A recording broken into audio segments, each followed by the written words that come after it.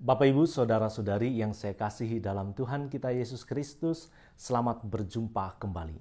Satu hal yang tidak dimiliki oleh malaikat, tetapi ada dalam diri manusia, yaitu keburukan. Dan satu hal yang tidak dimiliki oleh iblis, tetapi ada dalam diri manusia, yaitu kebaikan.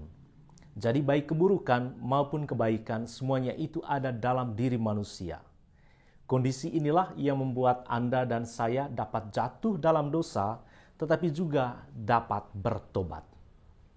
Mari kita renungkan 3 tokoh penting yang disebutkan dalam 3 bacaan suci pada hari ini, yaitu Yesaya dalam bacaan pertama, Paulus dalam bacaan kedua, dan Petrus dalam bacaan Injil.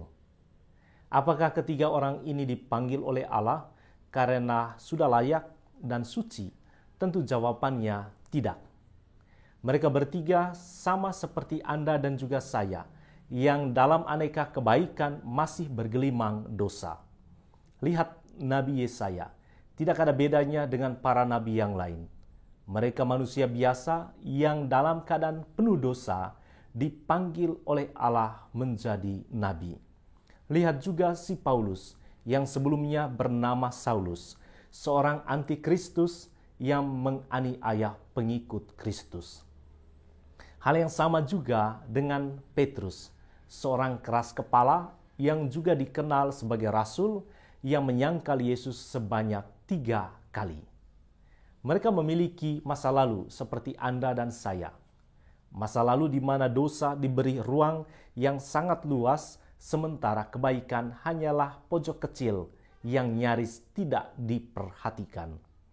Selain bahwa Nabi Yesaya, Paulus, dan Petrus merupakan gambaran masa lalu Anda dan saya, mereka juga sebenarnya harapan masa kini Anda dan juga masa kini saya. Sebab pada saat ini dalam Ekaristi Kudus, kita disapa oleh Allah, dipanggil oleh Kristus untuk meninggalkan masa lalu dan bergerak ke masa depan. Untuk menjadi nabi atau murid yang tidak hanya membiarkan diri kita ditangkap oleh jala Kristus, tetapi juga hendaknya pikiran, perkataan, dan karya hidup kita mampu menjala sesama dalam jala Kristus, jala kerajaan Allah, yaitu kebaikan dan keselamatan. Bukan memasukkan diri dan juga memasukkan sesama dalam jala iblis, yaitu jala pencobaan dan kejahatan yang mengakibatkan kita mengalami kematian kekal. Bapak, Ibu, Saudara-saudari yang saya kasih dalam Tuhan kita Yesus Kristus, berkat rahmat sakramen baptis dan juga sakramen imamat, Anda dan saya dipanggil oleh Kristus menjadi penjala manusia. Bukan karena ketiadaan orang yang lebih baik atau lebih layak dari kita, tetapi karena Allah dapat memampukan kita menjadi layak di hadapan Allah dan juga di hadapan sesama. Kita juga dipanggil bukan karena kita sudah kudus, tetapi Allah yang Maha Kudus akan menguduskan setiap orang yang dekat dengannya. Dalam kacamata manusia, Yesaya, Paulus, dan Petrus merupakan pribadi yang tidak layak. Dan mereka sendiri mengakui ketidaklayakan itu. Yesaya mengakui diri sebagai seorang yang najis dan tinggal di tengah bangsa yang najis.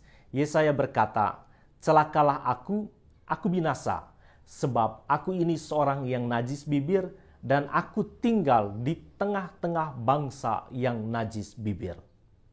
Paulus juga mengakui diri bahwa dia tidak pantas disebut rasul. Paulus berkata, "Aku adalah yang paling hina dari semua rasul, bahkan tidak layak disebut rasul, sebab aku telah menganiaya jemaat Allah." Hal yang sama dengan Petrus. Setelah ia melihat kedua perahu hampir tenggelam karena mujizat penangkapan ikan, dia melihat Yesus dengan cara yang baru.